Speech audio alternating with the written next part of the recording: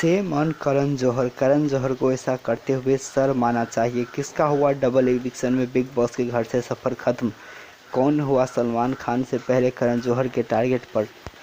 नमस्कार, आप सभी लोग देख रहे हैं एम नेटवर्क और आप सभी का स्वागत है। तो जैसा कि आप सभी को पता होगा कि बिग बॉस ओटीटी का दूसरा संडे का वार भी अब गुजर चुका है, जिसमें आप लोगों ने एक बार फिर से करण जौहर को देखा कि किस तरीके से वो आए और एक बार फिर से उन्होंने बायस तरीके से पूरा जो संडे का वार था उसको किया। उन्होंने एक बार फिर से अपना सपोर्टिज्म दिखाया, अपना फेवरेटिज्म दिखाया और अब तो कुछ लोग कह रहे हैं कि उन्होंने नेपोटिज्म भी दिखाया, क्योंकि आप लोगों ने देखा होगा। अगर हम सबसे पहले बात करें तो किस तरीके से एक बार फिर करण जौहर के निशाने पर थे दिव्या अग्रवाल, और जिसने आप लोगों ने देखा होगा कि इस हफ्ते दिव्या अग्रवाल काफ़ी अच्छी गेम खेली है, लेकिन उसके बावजूद भी सबसे पहले करण जौहर के निशाने पर दिव्या अग्रवाल ही थी। और अगर हम बात करें दिव्या अग्रवाल की तो आप लोगों ने भी सुना होगा शायद, और अगर नहीं सुना होगा तो आप लोग कभी भी वो एपिसोड देख जा सकते हैं। आप लोगों के पास अभी भी वो एपिसोड शायद होंगे जिसमें आप लोग देख सकते हैं कि करण जौहर ने कितने बिल्कुल स्पष्ट तरीके से कहे थे कि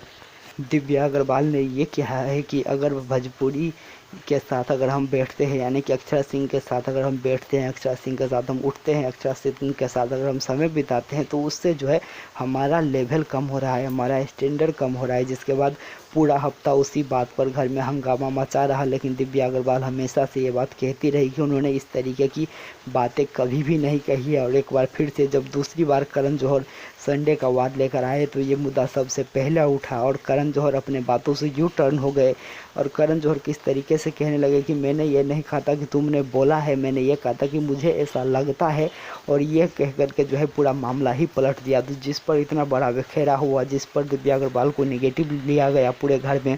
जिसके कारण से, जिस मुद्दे के कारण से दिव्या अग्रवाल को पूरा घर ने बाइकआउट किया, उस मुद्दे पर करण जौहर ने अपना बयान ही बदल लिया और अपना स्टैंड ही बदल लिया, क्योंकि झूठे आरोप लगाए थे करण जौहर ने, जिसके बारे में दिव्या अग्रवाल ने बार बार कहा कि मैंने जो भी बात बोली है उसको मैं एक्सेप्ट कर रहा हूँ, लेकिन मैंने भोजपुरी के बारे में, या फिर दिव्या अग्रवाल ने कहा था लगातार कि मैंने जो है अक्षरा सिंह के बारे में कुछ भी नहीं बोला है, लेकिन उसके बावजूद भी घर के जितने भी सदस्य हैं उन लोगों ने विश्वास नहीं की। और जब करण जौहर की बारी आई तो करण जौहर ने तो अपना पूरा बयान ही पलट लिया। तो हमने देखा किस तरीके से बेवजह बिना कारण एक बार फिर से करण जौहर ने दिव्या अग्रवाल को टारगेट किया और काफ़ी ज़्यादा टारगेट किया, और उनके कारण से कहीं ना कहीं जिसान, यानी कि जो दिव्या अग्रवाल के पार्टनर है, वो भी करण जौहर के निशाने पर थे।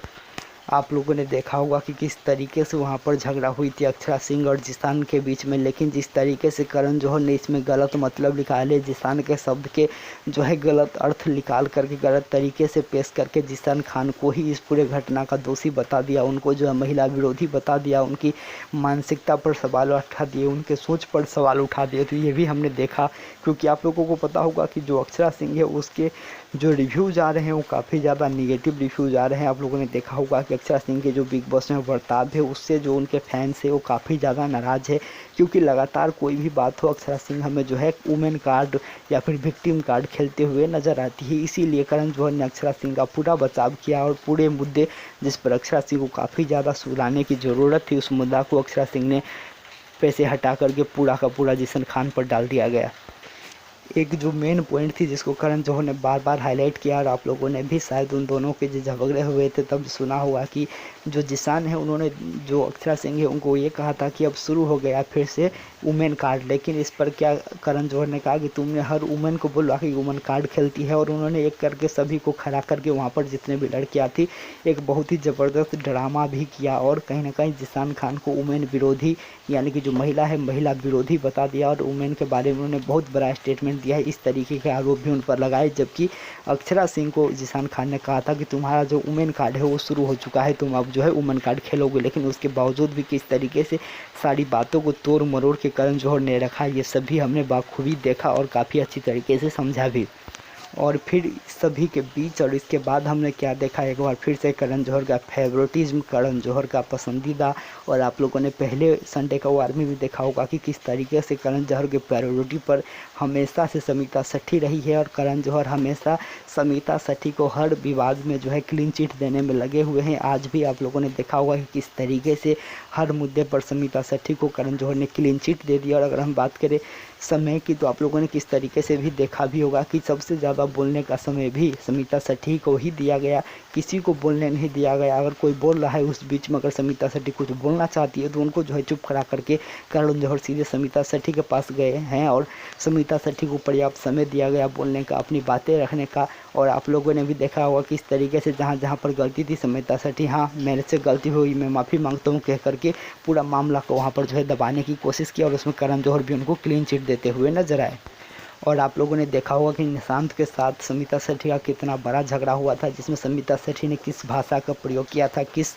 शब्द का प्रयोग किया था, किस तरीके की गालियाँ दी थी, लेकिन उसके बावजूद भी करण जौहर ने इतना कहते हुए छोड़ दिया कि तुम्हारी भी गलती थी। और आप लोगों को पता होगा कि यही चीज़ अगर दूसरा कोई करते तब जो है यहाँ पर क्या माहौल हो सकता था, लेकिन जिस तरीके से करण जौहर ने स्मिता सेठी के साथ पेश आया है और बर्ताव किया, उसके बाद जो फैंस है वो कह रहे हैं कि शर्म करो करण जौहर, सेमन करण जौहर को शर्म आनी चाहिए। इस तरीके की बातें अब फैन जो है सोशल मीडिया पर लिख रहे हैं। साथ ही साथ कई लोग तो ये भी कह रहे हैं कि ये संडे का वार नहीं, कॉपी हुई करण हुई स्मिता सेठी का एक नया एपिसोड था। वहीं कुछ लोग ये भी कह रहे हैं कि अभी तक तो करण जौहर सिलेक्टिज्म, अभी तक तो करण जौहर फेवरेटिज्म कर रहे थे, लेकिन अब करण जौहर बिग बॉस के घर में जो है नेपोटिज्म कर रहे हैं और जो बड़े बड़े लोग हैं, जो कि बड़े बड़े खानदान से आते हैं, जिनका उनसे संबंध है, जिनको जानते हैं, उनको सिर्फ प्रायोरिटी दे रहे हैं और उनको जो है क्लीन चिट देने में लगे हुए हैं। तो इस तरीके की बातें भी अब कहीं ना कहीं जो दर्शक है उनके द्वारा लिखा जा रहा है। तो ओवरऑल अगर हम इस पूरे संडे का जो वार था उसका रिव्यू अगर हम कहें तो इससे जो है जनता काफ़ी ज़्यादा नाराज़ है, क्योंकि जिस तरीके से करण जौहर ने पूरी बातें करी और कहीं ना कहीं जनता जिसको जो है एक बहुत ही गलत रिव्यू दे रही है, निगेटिव रिव्यू दे रही है। और आप लोगों को पता होगा कि राखी सावंत भी आई थी कल और उसके बाद हिना खान भी आई हुई है। हिना खान आज भी आप लोगों को एपिसोड में नजर आएंगे। उसके अलावा अगर हम बात करें इविक्शन की तो आप लोगों को पता होगा कि जितने भी वोटिंग ट्रेंड्स थे उसमें सबसे नीचे करण थे और इस हफ्ते जो है डबल इविक्शन हुआ है, यानी कि एक पूरी जो कनेक्शन है उसका इविक्शन हुआ है, क्योंकि करण जौहर बार बार कह भी रहे थे कि कनेक्शन बहुत ही ज़्यादा इंपॉर्टेंट है। तो इसीलिए आप सभी को बता दूं कि जो करण नाथ थे जो कि वोटिंग ट्रेंड में सबसे नीचे थे, वो और जो उनके पार्टनर यानी कि उनकी कनेक्शन थी